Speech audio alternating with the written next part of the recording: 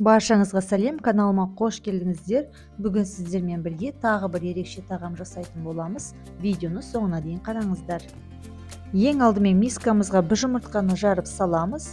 Артынан 1 шай қасықпен тұз, 2 ас қасықпен сұйық май және 200 мл су құямыз да барлығын жақсылап араластырамыз.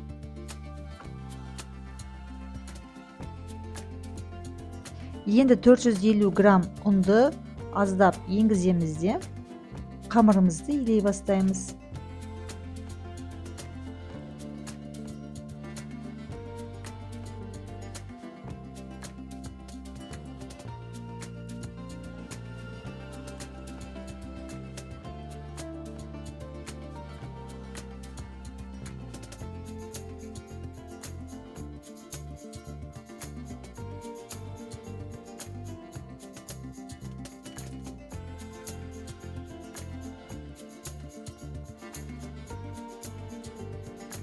Қамырымызды иледік.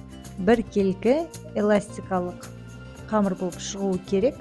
Үстін жақсылап бастырып, пищевая пленка немесе целлофанмен бетін жауып 10 минутқа қоя тұрамыз.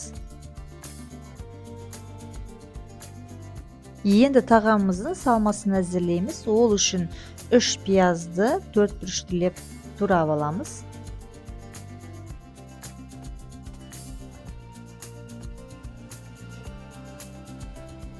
Енді бір ыдысқа туралған пияздарымызды және 400 грамм етімізді саламыз.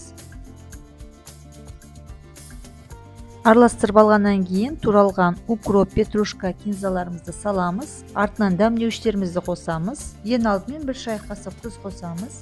Артынан зира, кориандр, паприка қосамыз. Барлығын жақсылап араластырамыз.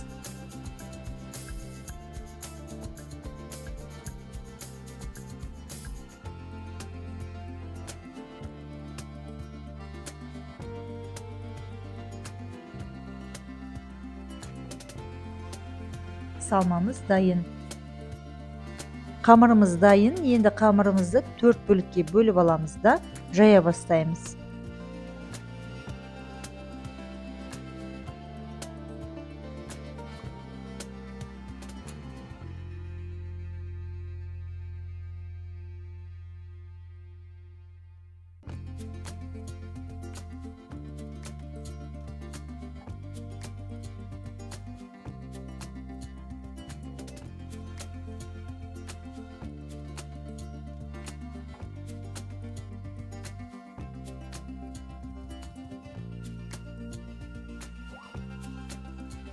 Мінекей жаймамыз дайын. Енді бұның үстінен ерітілген сары майды жағып шығамыз.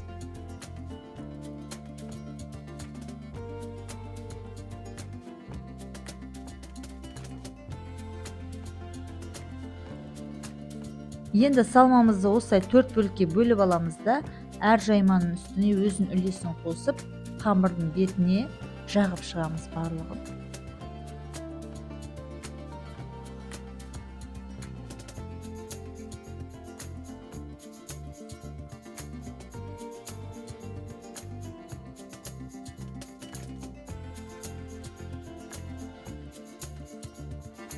Енді 4-ке бөліп аламыз. Әр бөліктің арасына оқтауды қоямыз да орама етіп ораймыз.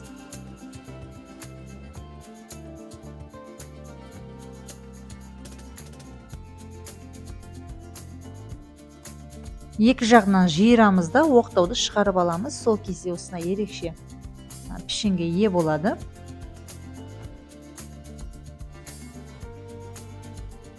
Енді барлық қамырға осылай жасап шығамыз.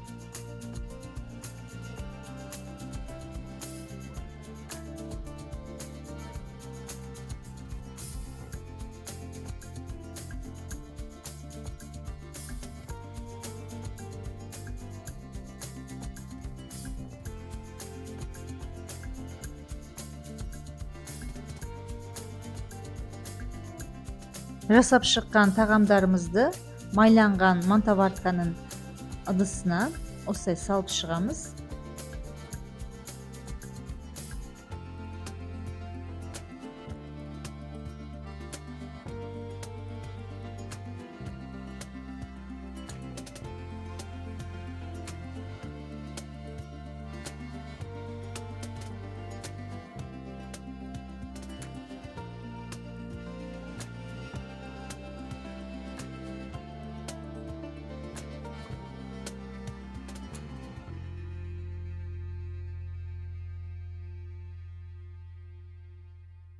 Осылайша барлық қалған қамырларды жаямыз, салмаларын салып, оқтаудың көмегімен орап пішім беріп, мантоваркаларға майын жағып тізіп шығамыз.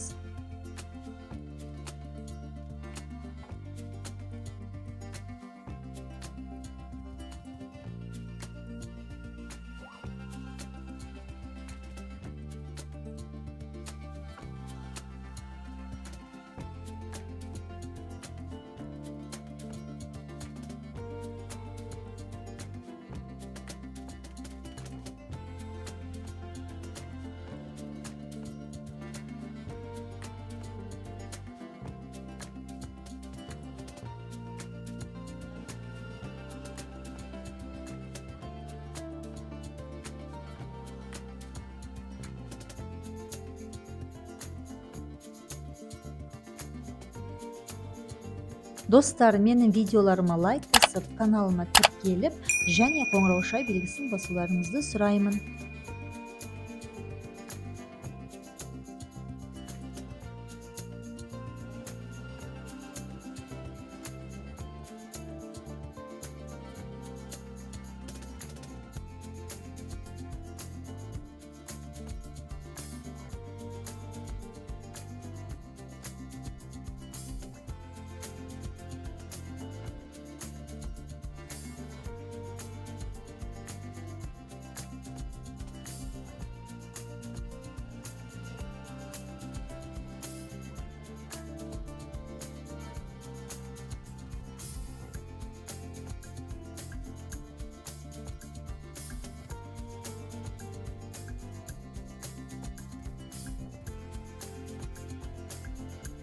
Мінекей барлығын осылайша жасап шықтық.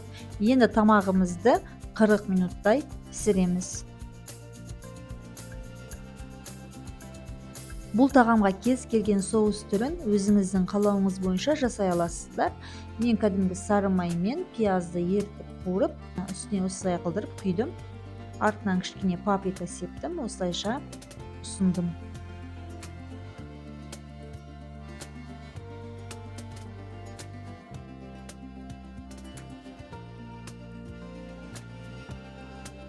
Мінекей ерекше тағамыз әзір болды. Сіздерге ас болсын. Келесі көріскенше.